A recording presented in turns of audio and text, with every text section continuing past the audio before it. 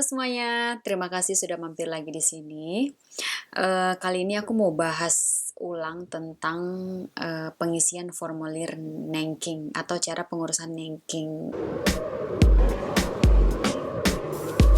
Jadi bagi kalian yang kembali ke Indonesia dan ingin mengurus Nankingnya, itu kan ada persyaratannya, formulirnya bagaimana. Sebelumnya aku udah pernah bahas di video sebelumnya, tapi kayaknya harus dibahas secara terperinci lagi mengenai cara pengisian formulirnya, karena di komen-komennya masih ada yang nanya persyaratannya apa aja. Jadi yang diperlukan itu yang pertama udah pasti formulirnya diisi lengkap. Nanti di sini aku mau ngasih tunjuk contohnya cara pengisian formulirnya. Sebelumnya kan aku ngejelasin tapi nggak ada isinya. Nah, sekarang kita latihan untuk ngisi formulir pengajuan pencairan pensiunnya atau Nanking. Nah, yang diperlukan itu yang paling banyak ditanya itu adalah ini, buku Nanking asli. Jadi ini aslinya itu harus dikirim ke Jepang dengan dokumen-dokumen yang lain seperti fotokopi paspor, formulir yang sudah diisi gitu. Nah, buku ini yang asli, jadi asli-aslinya ini masukin amplop. Terus yang kedua adalah formulir. Formulirnya itu kayak gini. Jadi formulir yang pensiunnya, nah ini nanti aku tunjukin yang lebih jelas lagi cara ngisinya gimana. Terus fotokopi paspor. Nah, fotokopi paspor itu yang difotokopi itu halaman depannya yang ada foto kita dan data-data diri. Yang halaman ini. Nah, yang kedua adalah halaman yang ada cap dari imigrasi di Bandara Jepang pada saat kembali ke Indonesia dan cap imigrasi di Indonesia pada saat tiba di Indonesia.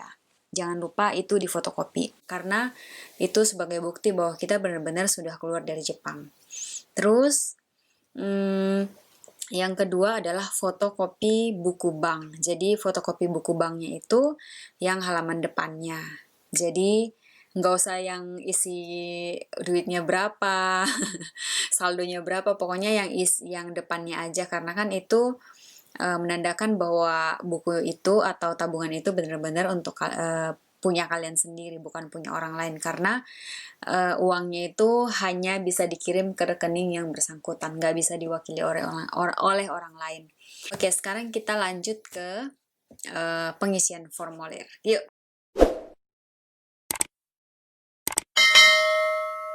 Oke, sekarang kita ke cara pengisian formulirnya.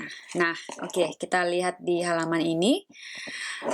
Halaman yang ini sebelumnya juga udah aku jelasin ya. Nah, sekarang kita beneran ngebahas atau lihat langsung contohnya, isinya gimana.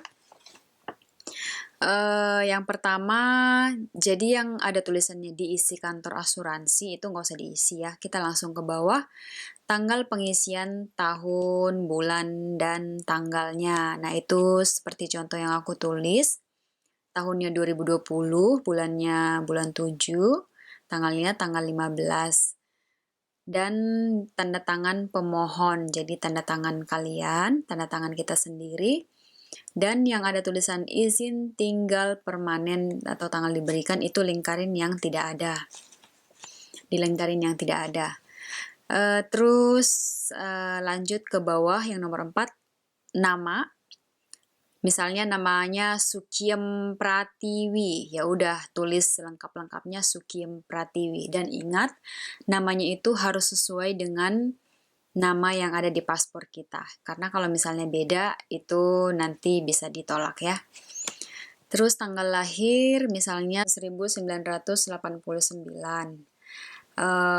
Bulan 9. Jadi tulisnya 09. Kalau misalnya bulan 9 09. Kalau misalnya bulan 6 06. Jadi sesuaikan dengan tanggal lahir masing-masing. Warga negara Indonesia. Alamat misalnya tinggalnya di Jalan Raya Sibuk, nomor 16, RT 02, RW 08, Cibadak, Medan, Sumatera Utara. Jadi sekali lagi ini hanya contoh alamat ya. Jadi yang diisi adalah sesuai dengan alamat lengkap masing-masing. Negara Indonesia. Ke bawah rekening bank untuk menerima pembayaran lumsum. Nah, ini nama bank. Misalnya banknya Bank BRI, ya udah diisi Bank BRI. Terus KCP Beringin. Di sini aku tulisnya KCP Beringin karena kembali lagi sesuai dengan KCP mana bank tempat kalian menabung. Ini hanya contoh, misalnya tinggalnya di daerah Beringin, ya biasanya KCP-nya KCP Beringin.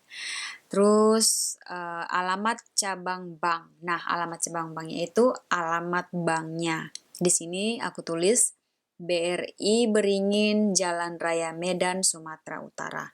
Contohnya seperti itu. Nomor rekening bank. Nah, nomor rekening banknya ini ya nomor rekening bank kalian. Yang misalnya tadi Bank BRI, nomor rekeningnya berapa, itu ditulis. Jangan sampai salah. Terus nama pemilik rekening. Sudah pasti nama pemilik rekeningnya itu harus nama kalian. Nah, karena di sini namanya tadi Sukiem Pratiwi, berarti nama pemilik rekeningnya Sukiem Pratiwi. Jadi diisi Sukiem Pratiwi. Di kolom cap bukti rekening bank itu lembaran ini kalian bawa ke banknya dan minta tolong untuk dicap dan ditandatangan oleh bagian banknya.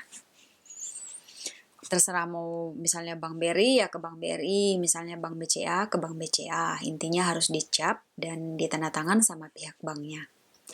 Terus ke bawah itu ada isi catatan buku asuransi kesejahteraan. Nah, nomor ini adalah dari nomor yang buku ini, yang buku biru ini. Di halaman pertama itu kan dibuka ada nomor asuransinya. Nah, itu kalian tulis dengan lengkap nomor asuransinya. Nah, di sini contohnya misalnya 5673862522. Kembali lagi itu hanya contoh. Jadi kalian sesuaikan dengan buku biru kalian. Jadi nomornya harus sesuai dengan nomor yang ada di buku rankingnya kita. Oke? Jadi itu cara pengisian formulirnya.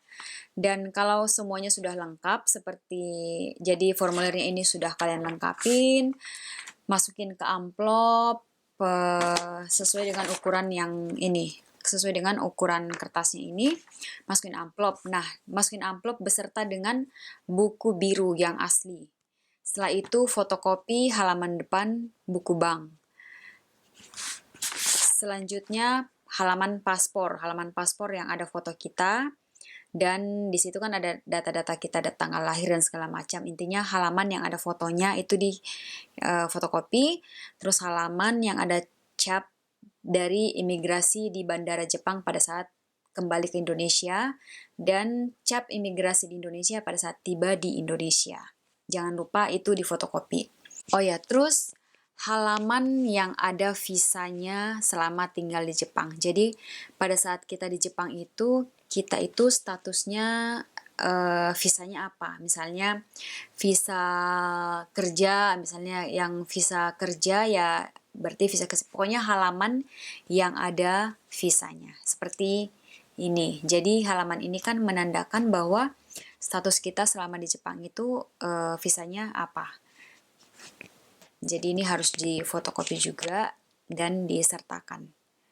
Jadi udah lengkap ya, kalau misalnya masih ada yang kurang jelas atau gimana bisa diulang videonya dan juga bisa dibaca di bagian deskripsinya. Di deskripsinya nanti aku ketik ulang, nanti aku tulis ulang apa aja yang diperlukan, di persyaratannya apa aja. Nah itu nanti bisa dibaca ulang. Oke? Terima kasih sudah nonton dan semoga bermanfaat karena kenapa ini aku bikin karena dulu juga aku bingung gitu cara ngisinya gimana, aduh takut salah misalnya karena kalau misalnya ada yang salah datanya itu akan dikirim balik ke Indonesia dan itu kan makan waktu lagi gitu. Sedangkan pengiriman Indonesia ke Jepang aja kan makan waktu sekitar 3 minggu, sebulan gitu. Ada juga sih yang 2 minggu. Nah kalau misalnya yang kayak aku, misalnya yang tinggal di Jakarta sih cepet. Kalau misalnya yang tinggal di luar Jakarta itu agak-agak 3 minggu sampai sebulanan. Jadi kalau bisa ya usahakan bener ngisinya, dokumennya lengkap. Jadi nggak akan dibalikin karena kalau dibalikin berarti kalian harus ngirim ulang lagi, kayak ulang lagi dari pertama gitu. Oke, terima kasih dan jangan lupa pas ke pos itu bilangnya mau ngirim dokumen ke Jepang itu orang posnya udah tahu. Biasanya sih pakai EMS, dulu aku pakai EMS. Oke, terima kasih. Terima kasih lagi, udah berkali-kali nih terima kasihnya. Terima kasih udah nonton dan semoga informasinya bermanfaat dan salam sukses buat teman-teman semuanya. Dadah.